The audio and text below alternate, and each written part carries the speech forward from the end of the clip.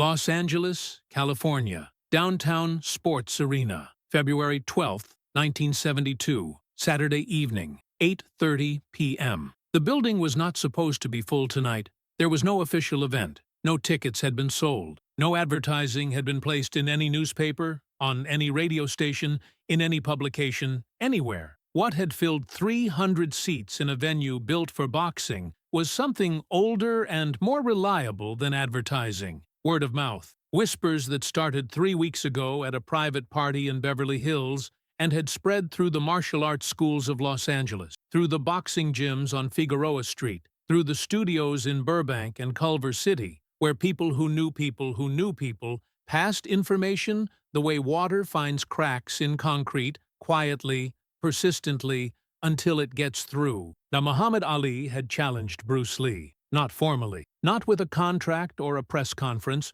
or the machinery of professional boxing that Ali understood better than anyone alive. Informally, at a party, in the way Ali did things when he was being himself, rather than being the heavyweight champion of the world, which was to say, loudly, confidently, with the absolute certainty of a man who had tested himself against the best the world had to offer and found the world manageable. Someone at that party had mentioned Bruce Lee. Someone had said that this kung fu instructor from Hong Kong was claiming that martial arts could compete with boxing. Ali had laughed, not meanly, with the laugh of a man who finds something genuinely amusing. "Bring him to me," Ali had said. "Let him hit me. I will stand completely still. I will not block. See, I will not move even 1 inch. Let him throw his best shot, and then we will know whether this kung fu everyone is talking about is something real or just a very impressive way of moving slowly for cameras." The room had laughed with him, but the words had left the room and traveled, the way Ali's words always travel, further than intended and faster than expected. Muhammad Ali was 30 years old in February of 1972, 6 feet 3 inches tall, 212 pounds, the heavyweight championship of the world, which he had lost and then reclaimed, which had been taken from him not in a ring, but in a courtroom when he refused military induction, and which a Supreme Court decision had begun the process of returning. He was in the middle of one of the most remarkable comebacks in the history of sports, fighting his way back through a division that had changed in his absence, proving that what he had was not merely physical, not merely the fast hands and faster feet that had made him a champion at 22, but something deeper, something that lived in the mind and the will and the specific refusal to accept the limits that other people tried to place on him. He stood in the center of the boxing ring at the downtown sports arena, and he was exactly what he had always been, inescapable. His presence in a room was not something you could ignore or minimize or process as ordinary. He was too large for that, not physically, though the physical was real enough, but in the way that certain people generate a field around themselves that everyone in their vicinity feels without being able to fully explain. Ali had this quality in a degree that no one who encountered him ever forgot. He bounced lightly on his feet, shook out his shoulders, rolled his neck. His red gloves caught the overhead lights and threw small reflections across the canvas. He looked at the 300 people crowded around the ring, and he raised both arms, and he said what he always said, because it was always true. "I am the greatest." Half the room cheered. The other half watched with the specific silence of people waiting for something they are not certain they are prepared to see. Ali lowered his arms and looked across the ring. Bruce Lee was standing on the opposite side, 5 feet 7 inches tall, 138 pounds. He was wearing his training clothes, simple, dark, nothing that announced itself. He looked at Ali the way he looked at everything, with the complete attention of someone who had learned that the world rewarded observation and punished assumption. He was 31 years old. He had been training since he was 13. He had developed a philosophy of combat that had no name yet, that was still becoming what it would become. That was in these years of his life most fully expressed, not in any single technique or any single style, but in the understanding that the cage of a fixed system was the enemy of real capability, that water could not be poured into a shape it was already committed to holding. 274 people in this building had never heard of him. 26 had. Those 26 were watching with a quality of attention that was different from the rest of the room. Not more excited, more still. And the stillness of people who understood what they were actually looking at. The referee was a professional boxing referee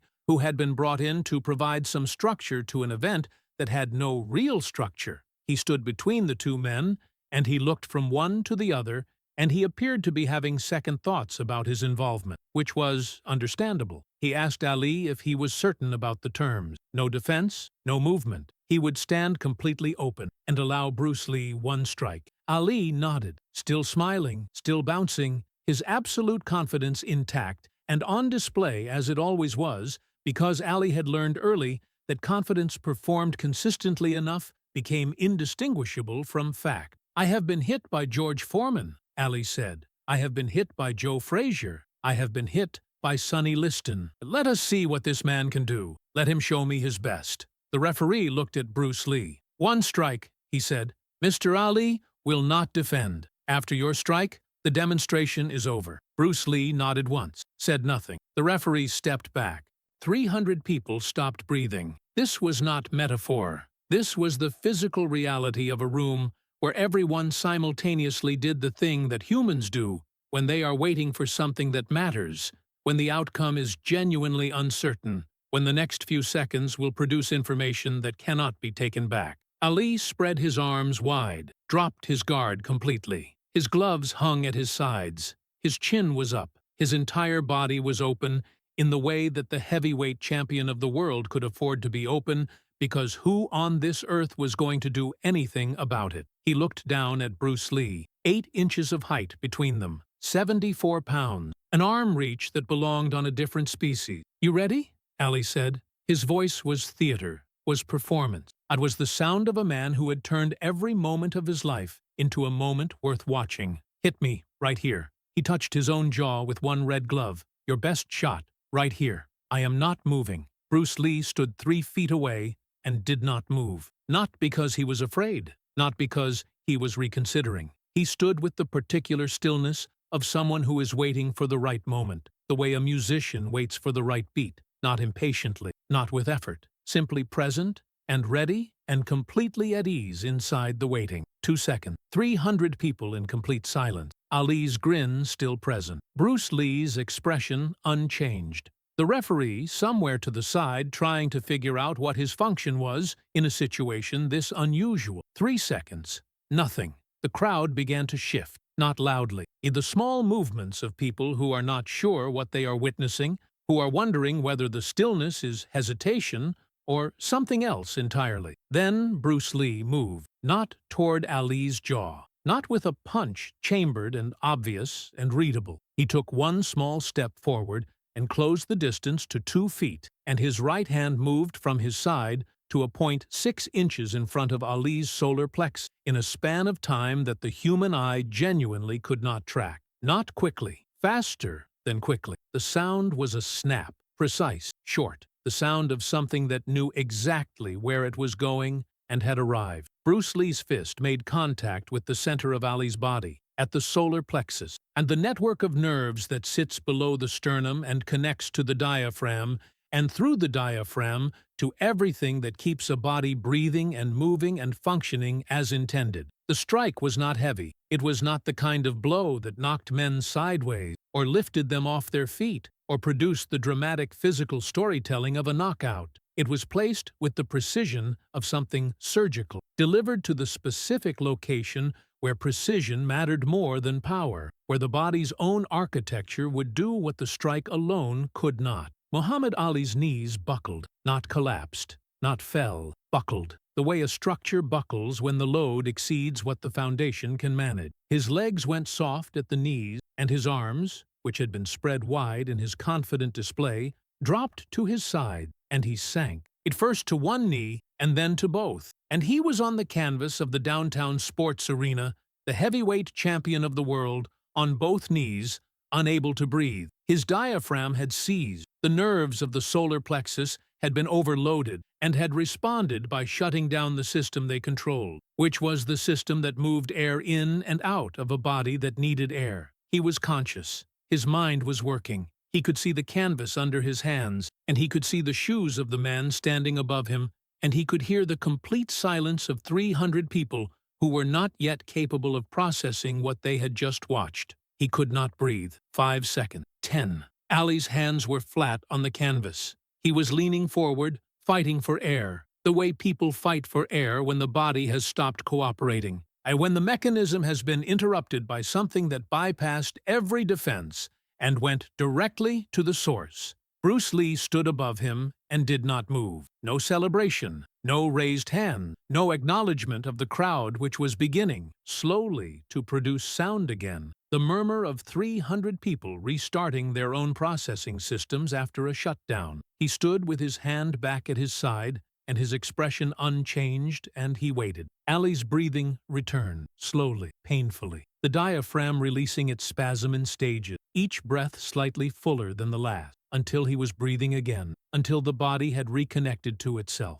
until the champion was back inside his own system. He lifted his head from the canvas. He looked up at Bruce Lee, and for the first time in the memory of anyone who had ever been in a room with Muhammad Ali, the man had nothing to say. Bruce Lee extended his hand. Ali looked at it, then he took it, and Bruce Lee pulled the heavyweight champion of the world to his feet, and they stood facing each other at the same distance where it had begun, and Ali was breathing carefully and shaking his head slowly, in the specific way of someone who is trying to reorganize their understanding of something fundamental. "What did you do?" Ali said. His voice was not loud. It was the voice of a man asking a genuine question. Bruce Lee's answer was quiet, meant for Ali and not for the room. He said, "You asked me to show you something real." That was real. Boxing builds the strongest fighters in the world inside boxing's rules. What I practice has no rules. And it does not strike where you are strong. It strikes where you are open.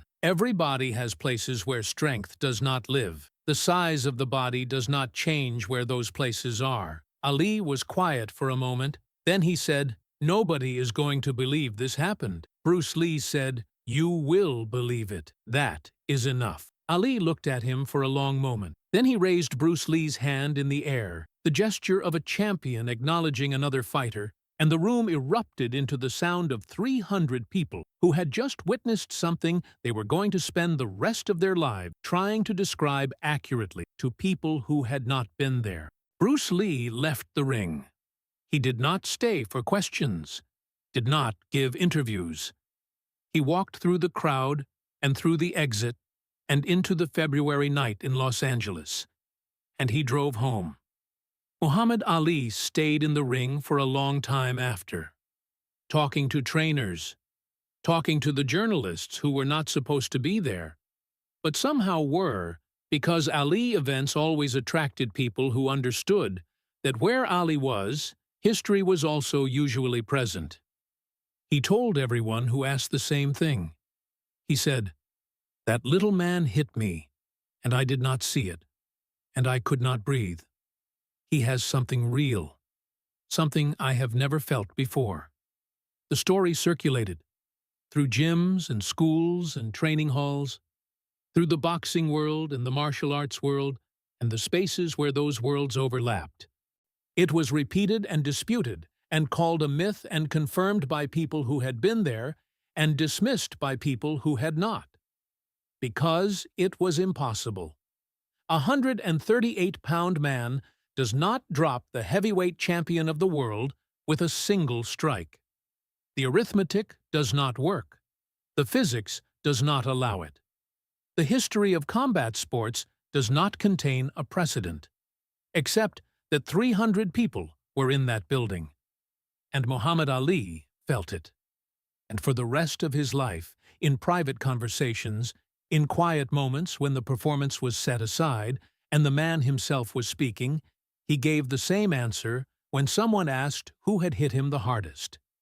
He would pause, and then he would say, "Bruce Lee. One strike. I did not see it coming, and I have never forgotten it."